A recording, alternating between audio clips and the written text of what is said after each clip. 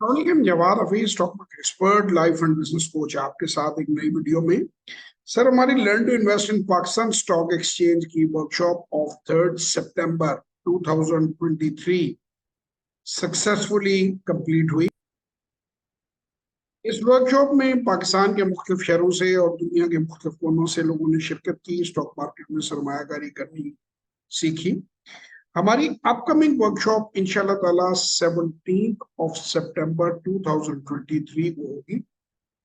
इस वर्कशॉप की कीमत 3,500 रुपया होगी और ये वर्कशॉप संडे रात 8 से 10 बजे होगी। इसमें रजिस्ट्रेशन करवाने के लिए आप 0300946624 और 033642422346 पे व्हाट्सएप वॉइस और टेक्स्ट मैसेज कीजिए।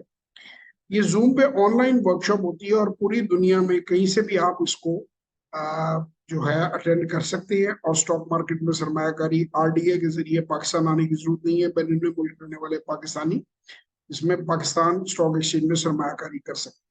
मजीद मालूमात के लिए इंशाल्लाह ताला आपसे किसी वर्कशॉप या सेशन में आप तशरीफ लाएं। 0300946624 033642422346 पे व्हाट्सएप वॉइस और टेक्स्ट मैसेज कीजिए। इंशाल्लाह आपसे मुलाकात।